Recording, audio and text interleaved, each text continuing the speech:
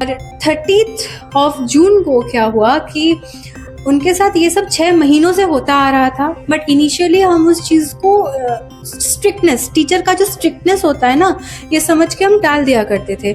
उसको काउंसलिंग करते थे कि देखो शायद सर समझा रहे हैं कोई चीज़, तुम समझ जाओ, इस चीज़ को ज़्यादा आगे मत बढ़ाओ। बट 30 को जब उसने अपना मुंह खोल के हमको हर चीज़ समझाया कि उसको क्लास में ये तक एचओडी ने बोला हुआ था कि I will fail you, I will keep you in this college for 6 long years, तुम इस कॉलेज से बाहर नहीं जा पाओगी मेरे होते हुए। उसके बैकलॉग्स को डेलिबरेटली क्लियर नहीं किया जा रहा था, तो बहुत ज्यादा डिप्रेस हो गया। आप सोचिए बार बार अगर उसका बैक लगता रहेगा, so what she must be going through. और ये सब के बाद उसने हम एबीवीपी के बच्चों को उसने बोला कि प्लीज मुझे सपोर्ट करो, मैं प्रिंसिपल से जाके इस बारे में बात करना चाहती हूँ। हम सब एप्लीकेशन लिख के लेके गए, प्रिंसिपल से हमने बात की कि इस चीज के अगेंस्ट में तुरंत एक्शन लिया जाए, क्योंकि एप्लीकेशन में बहुत सारी चीजें लिखी हुई थी। इवन इंसल्ट के बारे में भी लिखा हुआ था कि उससे अगर 3 मिनट भी क्लास में आने में देर हो जाए तो इंसल्ट किया जाता था। इनफैक्ट ये वाली बात भी लिखी हुई थी कि सौम्यश्री को करिकुलर एक्टिविटीज में बहुत ज्यादा इन्वॉल्व थी, पॉलिटिक्स में बहुत ज्यादा इन्वॉल्व थी, तो ये भी अगर करती थी तो उसके एचओडी ये वाली बात भी उसके घर पे फोन करके बता देती कि see I am very concerned about your child, आपकी लड़की ये सब करे, पढ़ाई नहीं करिए। तो अब खुद सोचिए वो जिस गांव से आती है, मैं कभी नहीं बोलूंगी कि यहाँ पे उसके पापा की गलती है या फैमिली की गलती है, बट आप खुद सोचिए वो जिस गांव से आती है, अगर उनको उस तरह से कंपेल किया जाएगा, कन्विंस किया जाएगा कि आपकी बेटी पढ़ाई नहीं करे, ये सब कर रही है, तो उसके पापा जरूर रिएक्ट करेंगे, बच्चे पे चिल्लाएंगे कि नहीं चिल्लाएंगे। तो उन्होंने उसको शायद कुछ बोला, कुछ चिल्लाया, तो ये नहीं सहते हुए एंड में 30 को हम लोग प्रिंसिपल के पास गए। प्रिंसिपल ने अपना टाइम मांगा हमसे, लेकिन टाइम मांगने के बाद हमने भी उनको उनका टाइम दिया। बट 12 जुलाई मेरा एग्जाम चल रहा था, जैसे कि मैंने बोला मैं जूनियर हूँ, सौम्यश्री को उसी दिन प्रिंसिपल से बात करनी थी।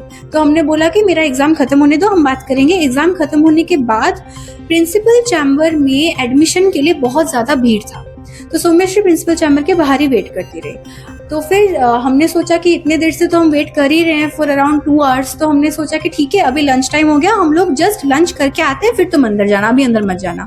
बट जब हम करके आए तब तक हमको घर पे ही कॉल आ गया था कि उसने खुद को जला लिया है। सो यू कैन इमेजिन कि ऑब्वियसली खाने का एक दाना भी हमारे अंदर गया नहीं उस वक्त। हम जब कॉलेज आए, कॉलेज कंप्लीटली सील हो गया था, मैं उसको देख भी नहीं पाई कि वो किस हालत में थी। बट इस चीज से मुझे जरूर ये फील होता है कि she must have been provoked by the principal और सम अथॉरिटी कि तुमने जो भी एप्लीकेशन में लिखा है prove that. Now tell me, एक लड़की इस चीज को किस तरह से प्रूव करे, कैसे प्रूफ करे इस चीज को?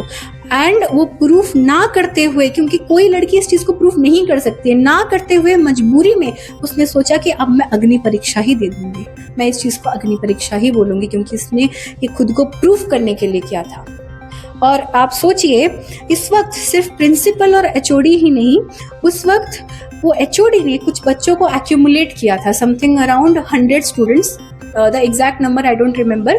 300 बच्चे उनके सपोर्ट में थे, समथिंग अराउंड 300 स्टूडेंट्स, बट कुछ 100 स्टूडेंट्स को उन्होंने मैनिपुलेट किया था कि तुम इसके अगेंस्ट में एक एप्लीकेशन लिखो क्योंकि ये लड़की मुझे ऐसा बोल रही है। और सोचिए वो अपोजिशन के हैं, अपोजिशन के हैं मतलब ये एबीवीपी की है, ये उनके लिए एक पॉलिटिकल टूल बन गई और उन्होंने इसका कैरेक्टर असैसिनेट करते हुए प्रिंसिपल के पास एप्लीकेशन दे दिया। तब बच्चे, उसके अपने दोस्त, जूनियर सीनियर सब इसका मजाक उड़ाने लगे, इसके बारे में र्यूमर स्प्रेड करने लगे, इनफैक्ट इसे ऑनलाइन में ट्रोल भी करने लगे। अब इतना ज्यादा सहने के बाद, अपने जूनियर्स तक से सुनने के बाद, ये मेंटली फ्रस्ट्रेटेड और ड्रेन्ड हो गई थी, अगर मैं सही तरीके से बोलना चाहूँ।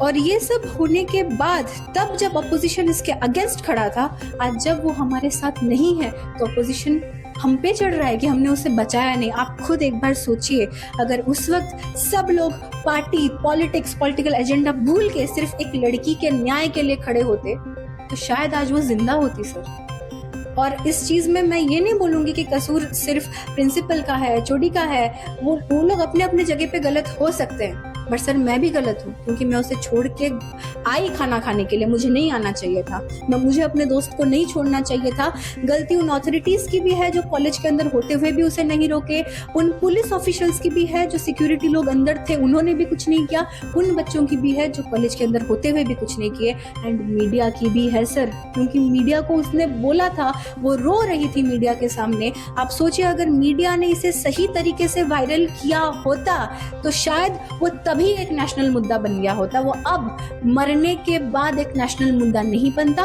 और अब आप हमारे पास नहीं आए होते।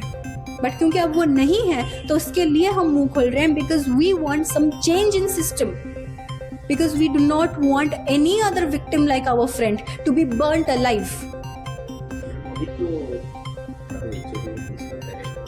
जी देखिए सर, भरोसा मुझे बहुत है, भरोसा नहीं होता मैं लड़ नहीं रही होती उसके लिए, भरोसा मुझे ज़रूर है, लेकिन अगर मैं देखने जाऊं तो आप इतिहास के पन्नों में भी जाके देखिए, निर्भया कांड को कितना साल लग गया था जस्टिस मिलने में, 7 years। आर्जिकर मेडिकल केस को कितना ज़्यादा साल लग गया था, उसको कितने महीने लग गए थे, उसने अभी तक भी उसको जस्टिस नहीं मिला है। तो मैं बस यही चाहती हूँ कि इस चीज़ को प्रॉपरली इन्वेस्टिगेट किया जाए ताकि इसे कम से कम जस्टिस मिले।